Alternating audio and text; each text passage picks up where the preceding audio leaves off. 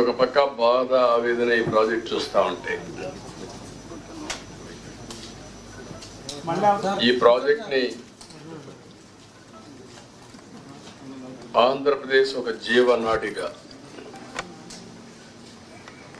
పోలవరం ఆంధ్రప్రదేశ్ రాష్ట్రానికి ఒక వరంగా భావించి ఆ రోజు మనం శ్రద్ధ పెట్టాం. ఈ ప్రాజెక్ట్ వల్ల ఇది పూర్తి చేసుకుని నదుల అనుసంధానం చేసుకోగలిగితే ఈ రాష్ట్రానికి కరువు అనే మాట లేకుండా చేయొచ్చనే విధంగా మనం ఆలోచించి ప్రాజెక్ట్ ముందు తీసుకుపోయాం. ఆ రోజు కూడా చాలా దూరదృష్టితో నాకుండే అనుభవంతో ఎన్నికలైనాయి 2014లో. ఇక్కడ తెలుగుదేశం పార్టీ గెలిచింది, బీజేపీ తెలుగుదేశం పొత్తున్నాం. ఢిల్లీలో ఎన్డీఏ వచ్చింది. నేను మొట్టమొదటిసారిగా రిక్వెస్ట్ చేసింది, ఎందుకంటే నేను విజువలైజ్ చేశాను కాబట్టి 7 మండలాలు తెలంగాణలో ఉన్నాయి, కరువుకి ముంపు గురయ్యే మండలాలు. ఆ 7 మండలాలు కానీ మనకి ఇవ్వకపోతే 2 రాష్ట్రాలు జూన్ 2వ తారీఖు నోటిఫై అవుతాయి. నోటిఫై అయిన తర్వాత మళ్ళీ అసెంబ్లీ పోయి ఆ రాష్ట్రాలు ఒప్పుకుంటే తప్ప ఇది సాధ్యం కాదు. అందుకనే పట్టుబట్టి మీరు 7 మండలాలు ఇవ్వకపోతే నేను ప్రమాణ స్వీకారం కూడా చేయను, ఇంకా పోలవరం ప్రాజెక్ట్ కాదు అనే ఉద్దేశంతో నేను పట్టుబట్టి ఫస్ట్ కేబినెట్ చరిత్రలో ఎన్డీఏ 2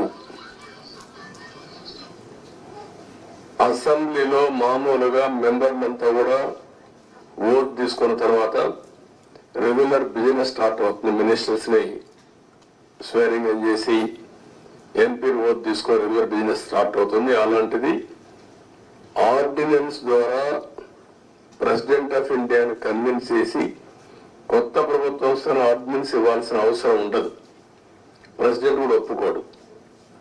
ఈ యొక్క అత్యవసర పరిస్థితిని ఆయనకు నచ్చజెప్పి ఒక కేబినెట్ మినిస్టర్స్ వెళ్ళి నచ్చజెప్పి తర్వాత కేబినెట్ పెట్టి ఈ యొక్క తీర్మానాన్ని పాస్ చేసి ఆర్డినెన్స్ తీసుకొచ్చి అది యాక్సెప్ట్ చేసిన తర్వాత పార్లమెంట్ సమన్ చేశారు. దానివల్ల 7 మండలాలు మనకు వచ్చాయి. ఆ 7 మండలాలు వచ్చాయి కాబట్టి మనం ప్రాజెక్టు కట్టగలిగాం. అప్పటికే ఈ ప్రాజెక్ట్ చాలా, ఒక మాటలో చెప్పాలంటే అనేక సంక్షోభాలు ఎదుర్కొంది. 2500లో ఈ ప్రాజెక్ట్ రాజశేఖర రెడ్డి గారు ప్రారంభించడం, అప్పుడే అవకతవకలు చేయడం, కాంట్రాక్టుల్ని క్యాన్సిల్ చేయడం, అక్కడి నుంచి ప్రాజెక్టు ఆటకెక్కడం, అక్కడి నుంచి వాళ్ళందరూ కోర్టులకు వెళ్ళిపోవడం, ఇక్కడ కూడా land acquisition project central place లో ల్యాండ్ ఎక్విజిషన్ చేయాలంటే వాళ్ళు కోర్టుకు వెళ్ళడం, right main canal left main canal కాలువలు తవ్వాలంటే వాళ్ళు కోర్టులకు వెళ్ళిపోవడం, ఎన్ని లిటిగేషన్లు పెట్టాలో అన్ని లిటిగేషన్లు పెట్టి 2014 కంటే ముందు కిరణ్ కుమార్ రెడ్డి ముఖ్యమంత్రి అయిన తర్వాత టెండర్లు పిలిచాడు. అది కూడా కోర్టుకు పోయి గందరగోళం అయ్యి తర్వాత ఫైనల్ గా అన్ని కోర్టులు వెకేట్ వచ్చింది. ఆ సమయంలో విభజన జరిగిన సమయంలో ఇది నేషనల్ ప్రాజెక్ట్ గా విభజన చట్టంలో పెట్టారు. ఇన్ని నానా అవస్థలు పడి ఈ ప్రాజెక్టు ఇప్పుడే కాదు, ఈ ప్రాజెక్టు కన్సీవ్ చేసి చూస్తే 1940లోనే కన్సీవ్ చేశారు బ్రిటిష్ వాళ్ళు. అప్పటి నుంచి ముందుకి వెనక్కి రావడం, అప్పుడు కూడా 300 టీఎంసీ నుంచి 700 టీఎంసీ ఇంకా హైట్ కూడా పెంచి కట్టాలని చెప్పి అనుకున్నారు. కడాను మనకు వచ్చింది చూస్తే 45.72 మీటర్లు దీంట్లో కట్టినప్పుడు 194 టీఎంసీ ఆఫ్ వాటర్ స్టోర్ చేసేట్టుగా మనం దీన్ని పెట్టుకున్నాం. అంటే 194 టీఎంసీ వాటర్ పెట్టుకుంటే 320 టీఎంసీ ఆఫ్ వాటర్ వాడుకునే అవకాశం వస్తుంది. ఫ్లడ్ వాటర్ వచ్చినప్పుడు ఈ రిజర్వాయర్లు పంపించి అన్ని చేసే అవకాశం వస్తుంది. ప్రాజెక్టు చూస్తే ఉత్తరాంధ్ర కానీ ఈ యొక్క ఈస్ట్ వెస్ట్ గోదావరి, కృష్ణా, గుంటూరు, ఒక మాటలో చెప్పాలంటే ఇవన్నీ కానీ సక్రమంగా వాడుకుంటే రాయలసీమకు కూడా కరువు ప్రాంతమైన రాయలసీమకి ఇక్కడ గోదావరి నీళ్లు వాడుకొని కృష్ణా వాటర్ వాళ్ళకి ఇచ్చే అవకాశం ఉంటుంది. అవసరమైతే భవిష్యత్తులో అన్ని సహకరిస్తే గోదావరి వాటర్ కూడా రాయలసీమ కూడా తీసుకునే అవకాశం వస్తుంది. ఇది 15 lakh cusecs of water discharge, highest ఇది స్పిల్ వే మీద. 3 గ్యార్జెస్ ఉంది చైనాలో, దానికంటే ఎక్కువ. అది ప్రపంచంలో ఒక పెద్ద సక్సెస్ స్టోరీ. అక్కడ కూడా ఇదే రివర్ మార్చారు, అతిపెద్ద ప్రాజెక్టు కట్టారు, మనం మాట్లాడుకుంటాం. దానికంటే ఎక్కువ వాటర్ ఈ స్పిల్ వే మీద డిశ్చార్జ్ అవుతుంది. గేట్స్ కూడా చూస్తే 48 number, 16 into 21 metres size, 320 metric tons weight కూడా. ఇవి కూడా ఒక పెద్ద ఛాలెంజ్ కింద బిగ్గెస్ట్ గేట్స్ డిజైన్ చేసి మనం ముందుకు పోయాం. ఇంకొక పక్కన మీరు చూస్తే మేజర్ రివర్ ని డైవర్ట్ చేయడం, రివర్ ని డైవర్ట్ చేసి స్పిల్ వేని తీసుకొచ్చి స్పిల్ ఛానల్లో మనం వదిలిపెడుతున్నాం. ఇంకొక పక్కన 99% వాటర్ ని డిశ్చార్జ్ చేసే అవకాశం ఉంటుంది.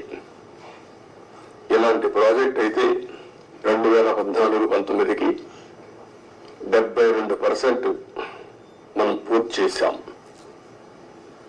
అయితే నేను డీటెయిల్స్ కి ఈరోజు పోవడం లేదు, మెరిట్స్ మళ్ళీ మాట్లాడతాను. కానీ బాధ అంతా ఏంటంటే ఆ డేట్స్ కూడా మీకు మళ్ళీ ఇస్తాను నేను, మీరు కూడా స్టడీ చేయాలి. ఈ రాష్ట్రంలో ప్రతి ఒక్కరు కూడా అర్థం చేసుకోవాల్సిన అవసరం ఉంది. ఒక వ్యక్తి రాజకీయాలకి ఉండదగ్గ వ్యక్తి కాని వ్యక్తి రాజకీయాల్లోకి వచ్చి రాష్ట్రానికి ఒక శాపంగా మారి, ఎందుకు నేను ఈ మాట వాడుతున్నానంటే ఇది ఒక ఉదాహరణ. పోలవరం కేస్ స్టడీ, ఇలాంటి చాలా జరిగాయి. అతిపెద్ద తప్పు కాదు, తప్పు కంటే కూడా ఒక శాపంగా మార్చేశారు రాష్ట్రానికి. మామూలు కాదు ఇది, క్షమించరాని నేరం కూడా. ఒక చిన్న తప్పు చేసేది అనుకుంటాం, అలాంటి పెద్ద ఇది చేసి డయాఫామ్ వాల్. ఇక్కడుండే ప్రెస్ లో మీరు చాలా మంది ఉంటారు. నేను దగ్గర 30 సార్లు వచ్చే 31సారి ఈ ప్రాజెక్ట్ కి. నా మనసంతా ఈ ప్రాజెక్ట్ మీద ఉంటుంది. అందరికంటే ఎక్కువ బాధపడే వ్యక్తిని నేనే. నా కష్టాన్ని బూడిదలో పోసిన పన్నీరుగా చేశారు. ఎందుకు ఈ మాట వాడుతున్నానంటే, పండగ రోజు కూడా నాగపూర్కి వెళ్ళి, ఇప్పుడు గట్కర్ అక్కడ ఉంటే వాళ్ళ ఇంటి దగ్గర ఉంటే పోయి ఆయనతో మాట్లాడి, అదే మాదిరిగా అప్పుడు ఉమాభారత్ మినిస్టర్ అంటే ఆవిడని కన్విన్స్ చేసి ఎక్కడ ఎలాంటి అడ్డంకులు లేకుండా అన్ని అడ్డంకులు, ఇక్కడ కూడా ఒకసారి 2 సార్లు అయితే ల్యాండ్ ఎక్విజిషన్ అప్పుడు అంతా కూడా కొంత ట్రబుల్స్ క్రియేట్ చేస్తే వాళ్ళందరినీ పిలిపించి నయానా భయానా చెప్పి వాళ్ళకి కన్విన్స్ చేసి వాళ్ళకు లిబరల్ గా రీహాబిలిటేషన్ కానీ రిలీఫ్ కానీ ఇచ్చి మొత్తం చేశాం. వీళ్ళు చేసిన పని మీరు చూస్తే ప్రభుత్వం వస్తానే రివర్స్ టెండరింగ్ అన్నారు. వచ్చిన వెంటనే అదే రోజు, ఒక మాటలో చెప్పాలంటే సేమ్ డే ఏజెన్సీని మార్చేస్తామని చెప్పి స్టేట్మెంట్ ఇచ్చారు. 4-5 రోజుల్లో ఇక్కడి నుంచి ఏజెన్సీని వైండప్ చేసి బయట పంపించారు. ఉండే స్టాఫ్ అంతా మార్చేశారు. ఆ ప్రిన్సిపల్ సెక్రటరీ, ఇంజనీరింగ్ చీఫ్ అందరినీ మార్చేశారు. అక్కడి నుంచి ఎవ్వడికి తెలియని వ్యక్తులు పెట్టేశారు. ఇక్కడ 1920 వరదలు వచ్చాయి. గోదావరి వరదలు వస్తే ఎంత తీవ్రంగా వస్తాయో మనందరికీ తెలుసు. 2 సార్లు వరదలు వచ్చి మొత్తం మీరు చూస్తే దగ్గర డయాఫ్రామ్ వాల్ 4 చోట్ల బ్రీచ్ అయిపోయింది. 35% డ్యామేజ్ అయింది. మనం ఆ రోజు ఈ యొక్క డయాఫ్రామ్ వాల్ మీరు ఒక్కసారి చూస్తే మొత్తం 446 కోట్ల రూపాయలతో డయాఫ్రామ్ వాల్ వాటర్ ఫుటింగ్ లో అప్పుడు కూడా ప్రాబ్లమ్స్ ఉంటే 2 సీజన్లో పూర్తి చేశాం. ఆ డయాఫ్రామ్ వాళ్ళు కాపాడవలసినటువంటి ప్రభుత్వం కాపాడకుండా ఇష్టానుసారంగా ప్రాజెక్టు యొక్క ఫేట్ తో ఆడుకొని ఇప్పుడు మొత్తం ఈ డ్యామేజ్ అయితే ఆ డ్యామేజ్ కూడా కనుగొనడానికి ఒక 1 year పట్టింది. గవర్నమెంట్ ఆఫ్ ఇండియా చాలా సార్లు చాలా స్పష్టంగా మీరు మార్చద్దంటే అవన్నీ కరెస్పాండెన్స్ రేపే నేను మాట్లాడతాను. ఇప్పుడు నేను డీటెయిల్స్ పోవడం లేదు. బ్రాడ్ గా కాన్సెప్ట్ ఫస్ట్ హ్యాండ్ ఇన్ఫర్మేషన్ ఇక్కడికి వచ్చాను. I have seen the project. మామూలు వాళ్ళైతే అర్థం కాదు. నేను ఒక 100 సార్లు ఈ ప్రాజెక్ట్ గురించి రివ్యూ చేసుంటాను. 30 times ఇక్కడికి వచ్చి ప్రాజెక్ట్ లో చూశాను. అడుగడుగున అన్ని నిర్ణయాలు నేను భాగస్వామిని అర్థం చేసుకోగలిగాం. ఈరోజు ఒక పక్కన డయాఫ్రామ్ వాల్ 3 bits లో పోతే ఇప్పుడు ఆల్టర్నేటివ్స్ ఏంటంటే మీనవేషాలు లెక్కేసే పరిస్థితికి వచ్చారు. ఇందులో ఆ 2 బిట్లు కానీ ఎక్కడికక్కడ ఒక parallel D wall diaphragm wall హైట్కి ఎక్కడ డ్యామేజ్ అయిందో దానికంటే ముందు ఒక ప్యారలల్ గా పెట్టి దాన్ని కవర్ చేస్తే 447 కోట్లు అవుతుంది. మామూలుగా మనం ఖర్చు పెట్టింది 446 కోట్లు. ఇప్పుడు రిపేర్ చేయడానికి 447 కోట్లు. ఓకే, మొత్తం దాని అప్పటికి కూడా గ్యారంటీ లేదు. ఈ డయాఫ్రామ్ వాల్ ఈ ప్యారల్ గా 447 కోట్లు ఖర్చు పెడితే మిగిలిన భాగం అంతా పర్ఫెక్ట్ గా ఉంది, ఇంక ఇబ్బంది లేదు అనే పరిస్థితి లేదు. కాదు, మొత్తం డయాఫ్రామ్ వాల్ ప్యారల్ గా కట్టాలంటే 990 కోట్లు. ఇది ఒక భాగం. కాఫర్ డ్యాములు పైన కాఫర్ డ్యామ్ ఉంది, కిందన కాఫర్ డ్యామ్ ఉంది. 550 కోట్ల రూపాయలతో పైన ఒక 250 కోట్లతో కిందన కాఫర్ డ్యామ్ 2 కట్టారు. ఇప్పుడు వీళ్ళు చేసిన నిర్వాహకం మధ్యలో గ్యాప్, లాస్ట్ లో గ్యాప్ ఉంటే లాస్ట్ గ్యాప్ ను ఫిలప్ చేయలేదు. రీజన్, ఆ సమయంలో ఏజెన్సీ లేరు, ఇంజనీర్లు లేరు. ఆ నీళ్లు వచ్చాయి. ఆ నీళ్లు వచ్చి మొత్తం ఆ ఉధృతంతో కింద నుండి ఇసుకుని ఎక్కడికక్కడ పైకి వేసింది. ఎక్కడికక్కడ మనం ఏమంటాము, ఇవన్నీ అగాధం, ఆ గొయ్యి కాదు, వాటర్ వచ్చినప్పుడు సుడిగుండాలు అలాంటి క్రియేట్ చేసి ఎంత లోతుకు పోవాలంత లోతుకి వెళ్ళిపోయి 20 మీటర్లు 30 మీటర్లకు వెళ్ళిపోయి ఆ మట్టి అంతా దిగేసింది. దానివల్ల గ్యాప్ 1 అది క్లోజ్ చేయాలి. మనం గ్యాప్ 1 దగ్గర మీరు ఒకసారి చూస్తే అది 250 మీటర్లు ఉండేది. గ్యాప్ 1 బంద్ 150 మీటర్స్ కొట్టుకొని వెళ్ళిపోయింది. దాని మీద ఇప్పుడు ఇసుకేసి కొంచెం ఫిలప్ చేశారు. ఇప్పుడు ఆ ఇసుకేసి అది ఫిలప్ చేస్తే దాన్ని మళ్ళా గ్యాప్ 1 ఫిలప్ చేయాలి మనం. ఇప్పుడు ఇసుక తీసుకొచ్చి బయట నుంచి ఇసుక తీసుకొచ్చి అక్కడ పెట్టి మొత్తం కొట్టుకొని వెళ్ళిపోయింది. కాబట్టి ఇప్పుడు డ్రౌటింగ్ దానంతా కూడా కాంపాక్ట్ చేస్తున్నారు. ఆ ఇసుక అంతా పోసి ఇది ఎంత అవుతుందో తెలియదు. ఒక 2000 కోట్లు అవుతుందా, ఎంత అవుతుందో తెలియదు. We're saying as on today 2000 కోట్లు నాకు నమ్మకం లేదు. అడ్మినిస్ట్రేషన్ పైన వాళ్ళు ఏ లెక్కలు వేశారో తెలియదు నాకు. ఇది అయిన తర్వాత గ్యాప్ 1 అనేది లాస్ట్ లో ఉండేది వస్తుంది. గ్యాప్ 2 డయాఫామ్ వాల్, గ్యాప్ 3 ఇంకొక వాల్ కట్టారు, అక్కడ కాంక్రీట్ వాల్ కట్టారు. అదే మాదిరిగా గైడ్ బండ్ ఒకటి అది కుంగిపోయింది. సరే స్పిల్ వే అప్పుడే కట్టాం, గేట్స్ కూడా అప్పుడే పెట్టాం. ఇప్పుడు ఇవన్నీ చూసిన తర్వాత ఎన్నేళ్లు పడుతుందని అడిగాను. ఆ రోజు కానీ కంటిన్యూ ఉంటే 2020 ఎండుకు పూర్తి అయిపోయింది ప్రాజెక్ట్. ఈరోజు 5 ఏళ్ళు అయిపోయింది. ఇప్పుడు ఎప్పుడు అవుతుందంటే 4 సీజన్లు కావాలంటున్నారు మినిమం. 4 సీజన్లు అంటే 4 ఏళ్ళు. అన్ని సవ్యంగా జరిగితే మళ్ళా ఒక వ్యక్తి రాష్ట్రానికి ఒక శాపంగా ఎట్లా మారుతారనేది ఇది ఒక కేస్ స్టడీ. రాష్ట్రంలో ప్రతి ఒక్కరూ ఆలోచించాలి. నేను డిస్కస్ చేస్తాను. ఇంకా మేజర్ కంటూర్స్ మాత్రం నేను మాట్లాడుతున్నా. మామూలుగా చాలా మందికి అర్థం కాదు కానీ సబ్జెక్టు ఇవన్నీ చూసిన తర్వాత నాకు ఫస్ట్ నుంచి టచ్ లో ఉన్నాను కాబట్టి అర్థం చేసుకోగలుగుతున్నా. ఇవన్నీ కూడా ఇంకా టెక్నాలజీస్ లో డిఫరెంట్ కంపెనీస్ కి అప్పచెప్పారు. ఒక Messrs Afry India private limited Noida Sweden company, వాళ్ళని సెంట్రల్ వాటర్ కమిషన్ రికమెండ్ చేశారు.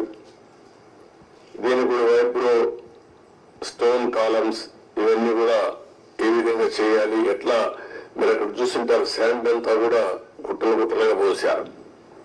దాన్ని అంతా కూడా కాంపాక్ట్ చేయాలి, అంటే దాన్ని కన్సాలిడేట్ చేయాలి. కన్సాలిడేట్ చేస్తే లీకేజెస్ తగ్గుతాయని. పర్మిసబుల్ లీకేజెస్ కంటే ఎక్కువ లీకేజెస్, స్వీపేజెస్ ఉన్నాయి అక్కడ. అది ఇప్పుడు తెలియదు. ఇప్పుడు వాటర్ ఫుల్ గా వస్తే అప్పుడు తెలుస్తుంది. మళ్ళీ అది కంట్రోల్ కావాలి. అది కంట్రోల్ కాకపోతే ఆ నీళ్లు వచ్చేస్తే కాఫర్ డ్యామ్ ద్వారా డయాఫామ్ వాల్ చేయలేం. దీన్ని లిఫ్ట్ చేయాలంటే ఇంకొక ప్రమాదం. వచ్చిన వాటంతా లిఫ్ట్ చేయాలంటే దానికి డబుల్ ఎక్స్పెండిచర్. మళ్ళీ ఎంత కాంప్లికేట్ చేయాలనో అంత కాంప్లికేట్ చేశారు. ఎన్ని చిక్కుముడులు వేయాలో అన్ని చిక్కుముడులు వేశారు. ప్రాజెక్ట్ ని గందరగోళం చేశారు. ఇవన్నీ ఇంకా నేను స్టడీ చేస్తున్నా. ఫస్ట్ ప్రైమరీ నేను ఏదైతే ఫస్ట్ తద్వారా ఎవ్రీ ఎకరాకు నీళ్లు ఇవ్వాలనుకున్నా. అందుకే మీరు చూస్తే 14-19లో ఆవరేజ్ అని ఎవ్రీ ఇయర్ 13,683 కోట్లు ఖర్చు పెట్టాం ఆవరేజ్. వీళ్ళు వచ్చిన తర్వాత దాన్ని 7,100 కోట్లు తగ్గించేశారు. బడ్జెట్ పెరిగింది, ఎక్స్పెండిచర్ తగ్గించారు. ఆ డబ్బులు కూడా కాంట్రాక్టర్లకు అడ్వాన్స్ ఇచ్చుకున్నారు తప్ప ఎక్కడ ఏ పని కాలేదు. అంత మునుపు కూడా రాజశేఖర్ ముఖ్యమంత్రిగా ఉంటే 4,200 కోట్లే ఖర్చు పెట్టాడు. తర్వాత 3,430 కోట్లు ఖర్చు పెట్టారు. ఫస్ట్ టైం చరిత్రలో 13,683 కోట్ల రూపాయలు ఎవ్రీ ఇయర్ ఖర్చు పెట్టి సాగునీరు కోసం ఎక్కువ ప్రాధాన్యత ఇచ్చాం. పోలవరాన్ని కూడా ముందుకు తీసుకెళ్లాం. ఈరోజు ఈ పరిస్థితిలో మీరు కూడా అధ్యయనం చేయండి. డేటా అంతా మీకు కూడా ఇస్తాను. ఇందులో రహస్యాలు ఏమీ లేవు. అలాంటివన్నీ స్టడీ చేసి మనం ఏం చేయాలో చేయడం, దీన్ని కంప్లీట్ చేసుకోవాలి. ఇది ఒక కేస్ స్టడీగా ప్రతి ఒక్కరికి అర్థం కావాలి. రాష్ట్రంలో ఉండే ప్రతి ఒక్క వ్యక్తికి సంబంధించిన ప్రాజెక్ట్ ఇది. వాళ్ళ భవిష్యత్తుకు సంబంధించిన ప్రాజెక్ట్ ఇది. ఏదేమైనా బాధ, ఆవేదన, ఒకసారి ఎమోషన్ కూడా వస్తుంది. నిబ్బరంగా ఉండి దీన్ని ముందుకు తీసుకుపోవాల్సిన అవసరం ఉంది. మొదటి కావాలి, రివర్స్కి వచ్చేది. ఇప్పుడు నీకు ఎన్నికలన్నీ ఇరిగిపోతే ఏం చేస్తాను?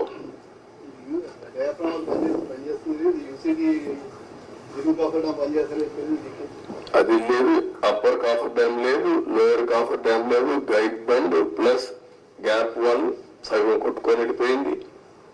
ఒకటి కాదు, అస్తవ్యస్తమైన పరిస్థితి.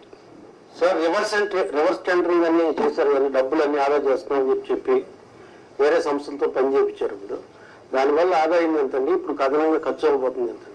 నేను ఏమంటానంటే ప్రాజెక్టు కొట్టుకొని పోయినా రివర్స్ టెండరింగ్ మీరు అర్థం చేసుకోవాలా.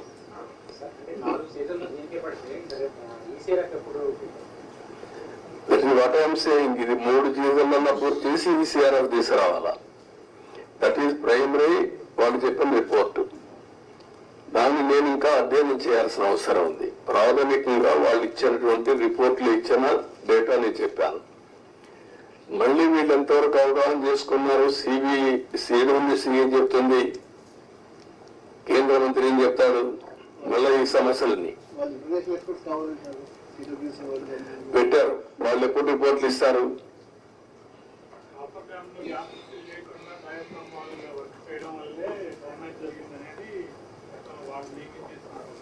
ఆరోపణ కాదు, కాఫర్ డ్యామ్ ని ఫిలప్ చేయడం కోసం క్లియర్ గా కట్టి ఆ 1 month లో ఈ ఏజెన్సీలు మార్చకపోతే అయిపోయింది. రావడం సేమ్ డే ఏజెన్సీలు మార్చేశారు. ఆ ఏజెన్సీ రెస్పాన్సిబిలిటీ ఆ సీజన్ లో చేసే రెస్పాన్సిబిలిటీ అని చెప్పారు. Government of India secretary letter రాస్తూ పీపీఏ కానీ గవర్నమెంట్ ఆఫ్ ఇండియా కానీ మీరు మార్చొద్దండి, మారిస్తే అకౌంటబిలిటీ ఎవరికి ఫిక్స్ చేయాలో తెలియదు. నౌ అకౌంటబిలిటీ సర్వీస్ ఎవరైతే కాంట్రాక్టర్ ఉన్నారో కాంట్రాక్టర్ బాధ్యత, ఇంజనీర్ల బాధ్యత. మీరు ఇప్పుడు మారిస్తే పాత కాంట్రాక్టర్ పోతాడు, కొత్త కాంట్రాక్టర్ వస్తాడు. మధ్యలో ఏదైనా జరిగితే ఎవరైంది చెప్పలేదని మీరు స్టడీ చేసుకోవాలి. అది చాలా స్పష్టంగా చెప్పారు. వెయిట్ చేయండి. డయాఫ్రామ్ వాళ్ళకి ఇప్పుడు నిపుణులు అంతకుముందు వాళ్ళు వేసిన నిపుణులు అది చాలా డ్యామేజ్ అయింది, దానికి ప్రత్యామ్నాయం అన్నారు కదా, మీరు అన్నారు. కానీ దాన్ని కూడా ఆపమన్నారని చెప్పి వాళ్ళు రిపోర్ట్ ఇచ్చారు. ఆపమని కాదు, డయాఫ్రామ్ వాల్ 4 దిక్కలు డ్యామేజ్ అయింది, 35%. 4 దిక్కలు డ్యామేజ్ అయింది. దానికి కావాలని బ్యాండేజ్ చేయడం అంటే రింగ్ బెండ్ మారిగా ఒక రింగ్ బండేసి ఇంకో డయాఫ్రామ్ వాల్ దానికే కవర్ చేయడం. అది కవర్ చేసి మిగిలిన దిక్కల డ్యామేజ్ కాదని చెప్పలేదు. దానికి 457 కోట్లు, 47 కోట్లు, మొత్తం వేయాలంటే 990 కోట్లు. దానికి 2 సీజన్లు మినిమం. దానికంటే ముందు ఇది కావాలి, కాఫర్ డ్యామ్ లో నీళ్లు లీక్ కాకూడదు. మొత్తం కలిసి they are claiming 4 seasons. Entire upper coffer dam entire leakage మొత్తం డ్యామేజ్ అయిందని చెప్పేసి నిపుణులు ఎందుకని చెప్పారు వివరాలు. ఇప్పుడు ఎప్పుడైతే వాటర్ ఇక్కడ లోపలికి వచ్చి కిందన కాఫర్ డ్యామ్ ఉంది, పైన కాఫర్ డ్యామ్ ఉంది, నీళ్లు పోలేవు, సుడిగుండాలుగా మారి సుడిగా తిరిగి ఆ శాండ్ ఒక 20 మీటర్లు 30 మీటర్లు కొట్టేసింది, పైకి లేపేసింది, మొత్తం కొట్టుకోపోయింది. కొట్టుకోపోయిన తర్వాత కాఫర్ డ్యామ్ కూడా దెబ్బతింది.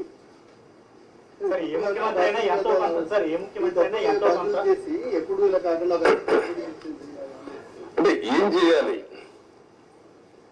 నేను మిమ్మల్ని అడిగేదంటే మీరు అందరూ కూడా చర్చ చేయాలి, ప్రజలు కూడా చర్చ చేయమని చెప్పాలి.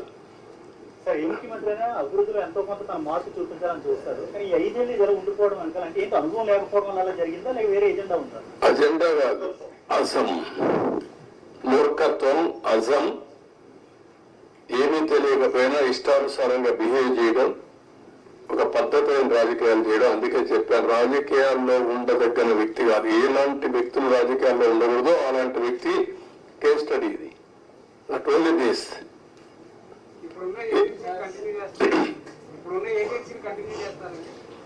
Agency continue. First of all ఏంటిది? ఈ 2 రోజులు మీరు ఆలోచించాల్సింది. తర్వాత ఏజెన్సీ కథ. నేను కూడా ఏజెన్సీ మార్చేస్తా ఎంత నా దగ్గర అధికారం ఉంది, ఒక నిమిషమే. కానీ అది కాదు కదా. ఎట్లా మీరు కూడా ఆ రోజు కూడా ఎవరు మీరు మాట్లాడాల, మీకు భయం, అది వేరే విషయం.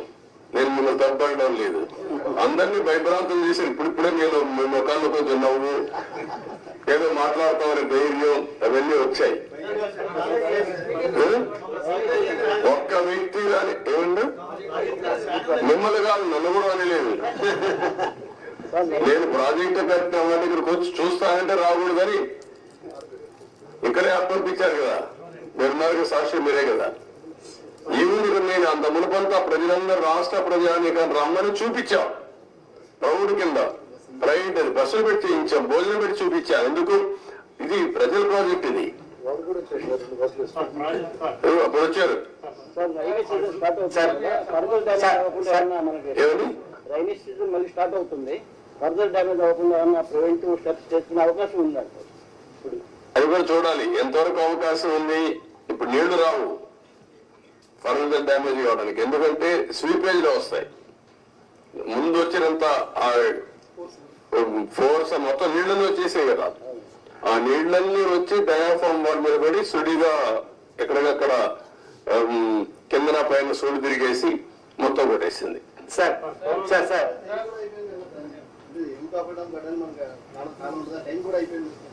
ఇప్పుడు చేయలేరు, November December season is over. Sir 2019 నుంచి సార్ ఎవరి దగ్గర చేద్దాం? Good point. బాధ్యత ఉండాలి కదా వ్యక్తులకి, ఉండాలి. అదే దాని మీద డిబేట్ చేయమన్నా ప్రజల్ని. సార్ సీఎం గారు గత ప్రభుత్వంలో ముఖ్యమంత్రి గారు ఒక రకంగాను, ఒక మంత్రి అనిల్ గారు ఒక రకంగాను, ఇంకో మంత్రి ఏమో వ్యంగ్యంగాను పోలవరం దీని గురించి ఇచ్చేశారు.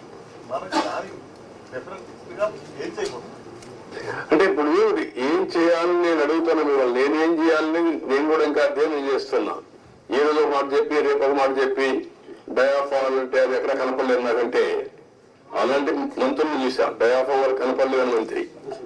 సార్ 2019 నుంచి 2024 వరకు సార్ 2019 నుంచి 2024 వరకు పోరాడు ప్రాజెక్టులు జరిగిన అక్రమాలపై ఏదైనా కమిటీ వేసే అవకాశం ఉందంట. అరే కమిటీ వేద్దామయ్యా, అది కాదు కదా మిమ్మల్ని మీరంతా కూడా ఏంటంటే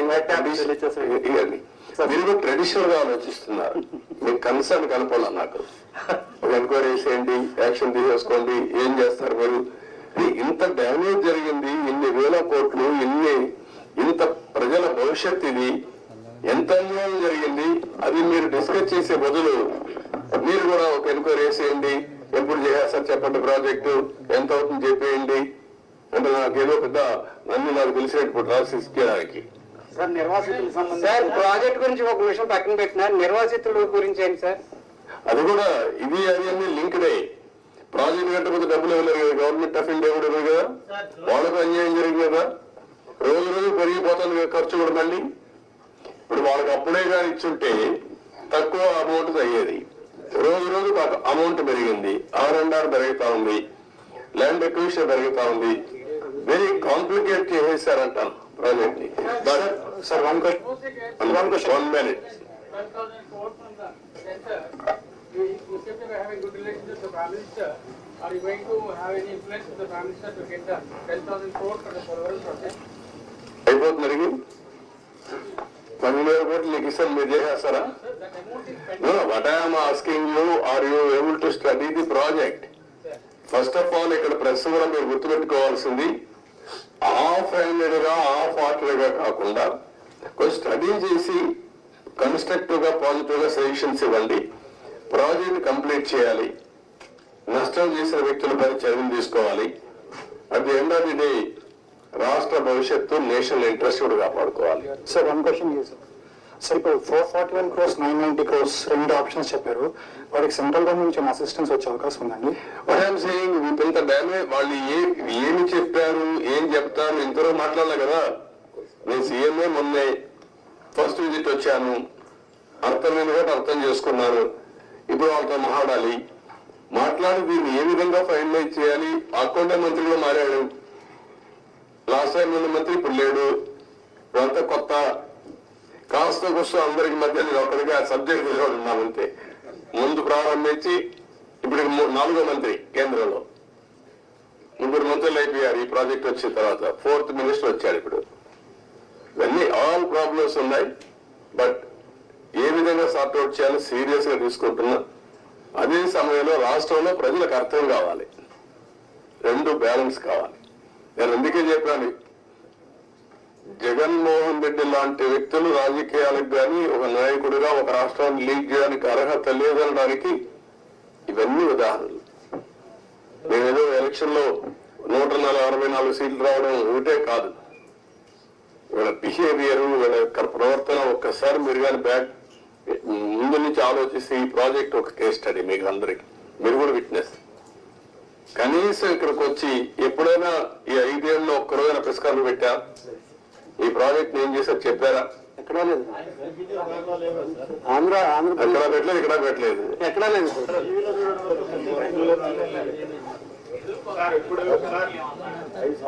అఖిలపక్ష కమిటీ ఏం చేస్తారు? అఖిలపక్షం వేస్తా ఏం చేస్తారు? కసో తిరిగి వేసేస్తారు అంతే కదా. అది కాదు కదా ఇష్యూ, ఎట్లా పరిష్కారం చేయాలి? సార్ ఇంకేమో కదా అంటే ఇంత జాతి విపత్తు ఆంధ్రాకి ఇంత ఇబ్బంది కలిగింది, ఫర్దర్ గా మళ్ళీ ఇలాంటివి జరగకుండా అంటే ఎవరు వచ్చినప్పుడు వాళ్ళు అలా కాంట్రాక్టర్ని అలా మార్చకుండా మీరేమన్నా రికమెండ్ అంటే జాతీయ స్థాయిలో ఇప్పుడు మీరు నేతగా ఉన్నట్టు ముఖ్య నేతలు అలాంటి రిఫార్మ్ ఏదన్నా సజెస్ట్ చేస్తారు? అదేమా అన్ని మాట్లాడదు ఇప్పుడు. అది కూడా దానికి అలాంటి డెమోక్రసీలో మనం ప్రజలు సరి విజ్ఞతతో మన ఓట్లేశారు, ఆ ప్రజలే లాస్ట్ టైం ఓట్లు వేశారు కాబట్టి లైసెన్స్ వచ్చింది డ్యామేజ్ చేయడానికి. ఇదో కేసు అది అంతే. గవర్నమెంట్ ఆఫ్ ఇండియా చట్టాలు తేవడేముంది, అన్ని రాష్ట్రాలు తేలేరు కదా. ఒక రాష్ట్ర ప్రభుత్వం, కేంద్ర ప్రభుత్వం తప్పు చేసిన పనిష్ చేయాలి. ఎవరు పనిష్ చేయాలి? ప్రజలు పనిష్ చేశారు, సరిపోతుందా? 5 ఏళ్లలో పూర్తయ్యే ప్రాజెక్టు 10 ఏళ్ళు అయిపోతుంది. 10 ఏళ్ళు కాదు, డబ్బులు ఎవరు డబ్బులు? ఇది tax payers money. Project safety ఇదే థ్రెట్, అన్ని ఉన్నాయి. మాట్లాడదు. Thank you sir. మాకు మంచి సమాచార శాఖకి మానవతా ఉన్న వారసాది గారు అన్ని ఇస్తారు, ఎప్పటికప్పుడు ఇస్తారు, మీకు ఏం కావాలి ఇస్తారు.